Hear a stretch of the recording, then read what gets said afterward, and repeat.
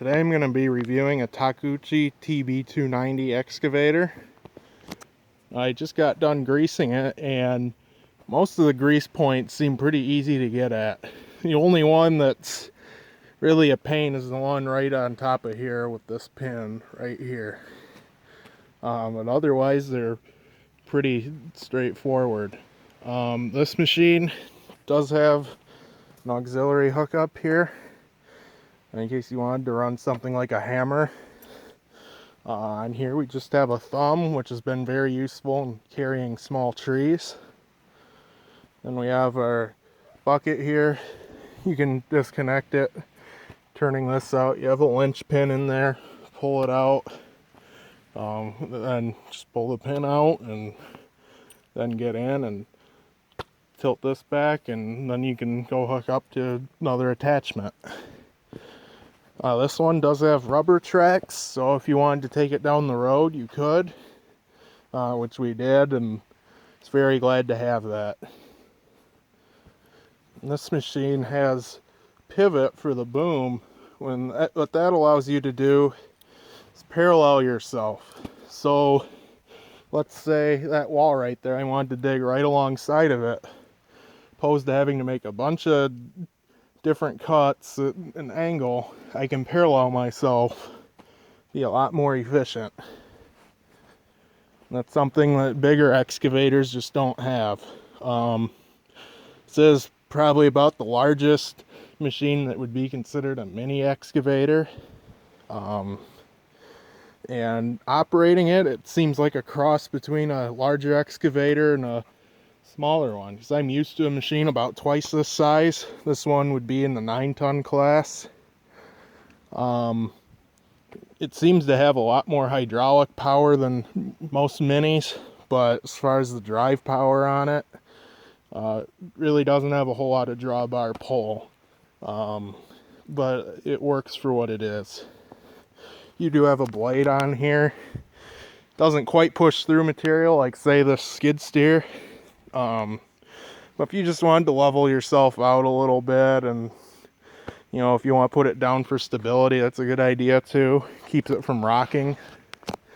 In this one, you can tilt, and that's a nice feature for, say, you want to spread some material over to the side, you can do so.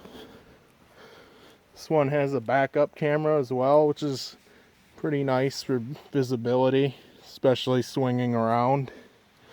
Because this one really isn't zero tail swing rather, even though they might claim it is. And also, if you just wanted to look out the back window, visibility is pretty good there. Open this panel up. These panels are all very heavy, which I really like. Takeuchi's really good about making heavy panels, not made out of flimsy plastic and such. Then really the service points are pretty easy to get at. Oil fill. Down there's your dipstick. You have your air filter, radiator. And you can look at the exhaust system here. This is an emission machine, so it has all these extra cans, but really it's not that bad to get at. Small turbo there. This is a Yanmar engine, and really it seems to do pretty well. Doesn't use a whole lot of fuel, and seems to power the hydraulic pump just fine. Which hydraulic pump, by the way, would sit right here, right underneath the exhaust. An excavator, that's what the engine does. It just drives a big hydraulic pump. These lights at night will light up, by the way, which is good for safety reasons. And also you have these steps each side of the track frame. Makes it nice.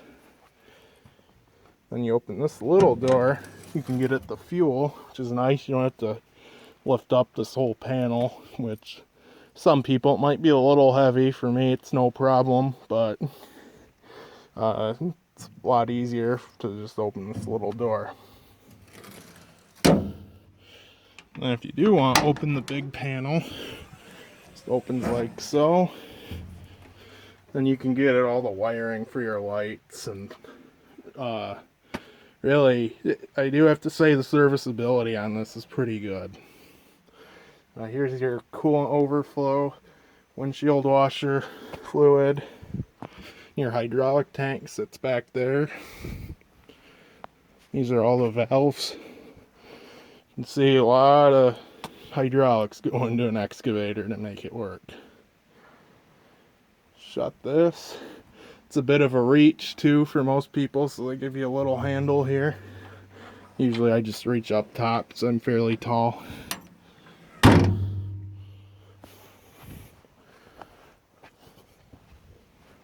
Then we'll go to the front here, get in the cab. Right here you have your master switch. Then behind this panel be all your fuses. They give you a little diagram there. I haven't actually opened this yet. Yeah, pretty simple to get at. I really do have to hand it to them for making this simple to get at everything. Work on it. Close this back up. The door will just stay like that unless you hit this little lever, which is the same as almost every excavator. This cab is a little dirty just since we were working in wet sand, but you can remove the floor mat, so it's not a big deal. Inside they give you a little control diagram there, which I guess it's nice if, you know, someone just rents this, they're not experienced or whatnot. You can open the side window here. Then on top, that doesn't open. My knowledge, no, it doesn't look like it opens. It has this little shade you can pull. Then it has these two little tabs in the front here. If you hold those, then you can slide open the front windshield, at least the top part of it. Sliding open all these windows really makes it easy to communicate with people, because usually when you're using a machine this small, it's because you're digging around a utility or up close to, say, a wall or, you know, something of importance. So usually you're trying to listen to someone on the ground. Control layout is just standard excavator controls.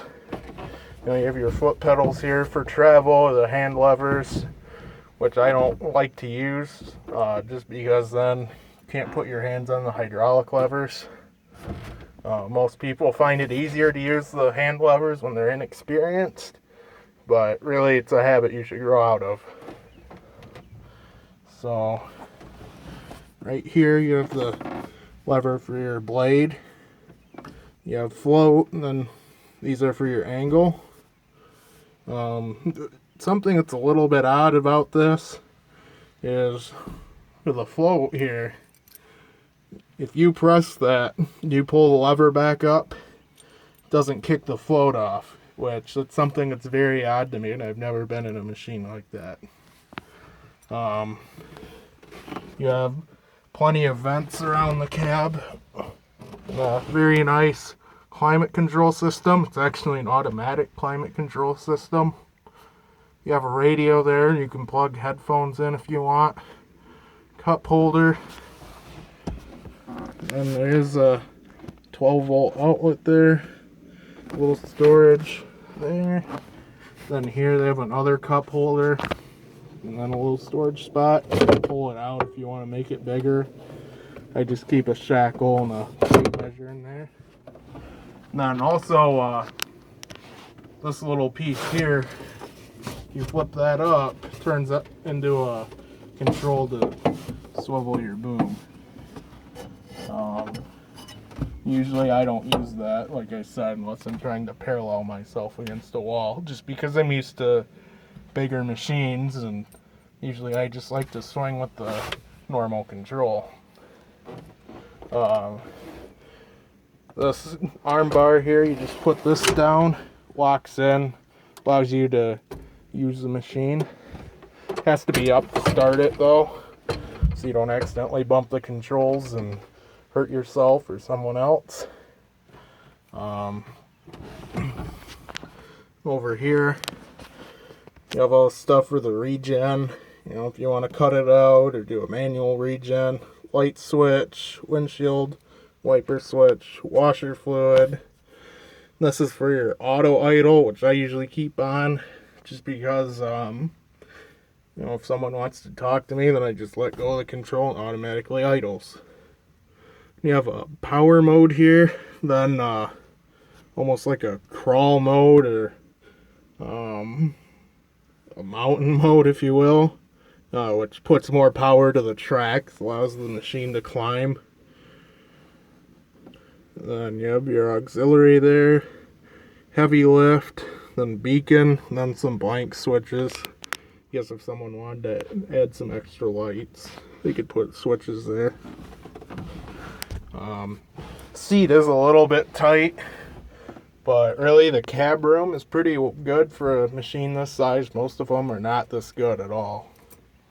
So we'll go ahead and start the machine. Got your throttle there, and the key, put it in right under there.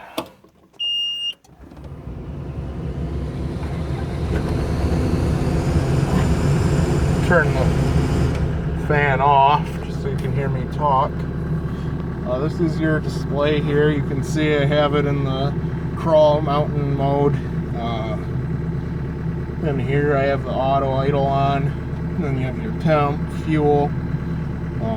Then you can set it to whatever attachment you're trying to use.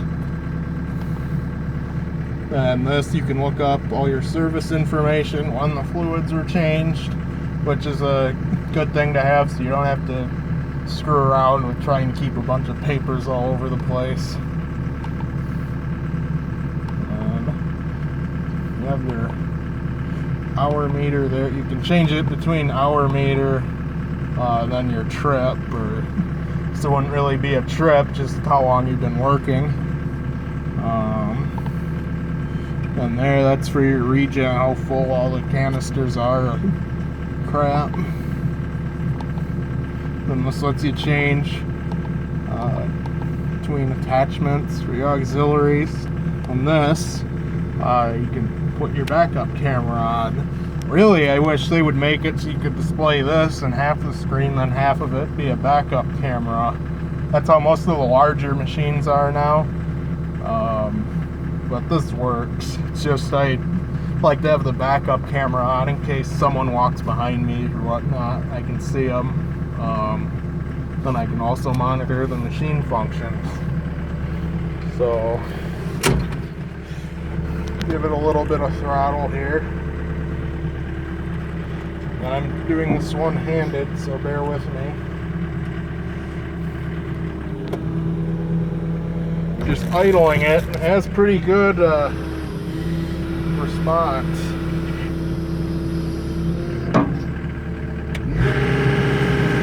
There we go. I had the switch on to have it idle.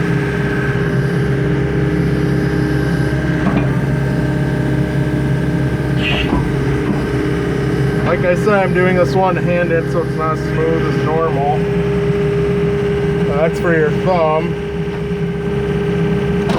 Pretty smooth. Then we'll raise our blade up, which you can see in the backup camera. And we'll move.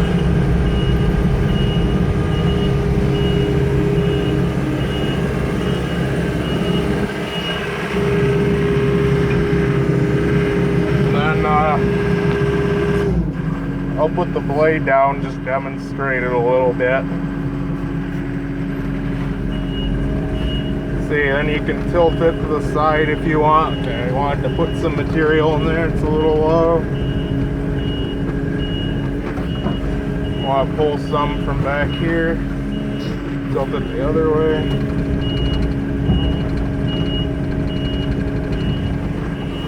And it's not perfect, it's nowhere near like having a dozer or even a skid steer, but it definitely does its job. Overall, I'd say I'm pretty happy with the machine.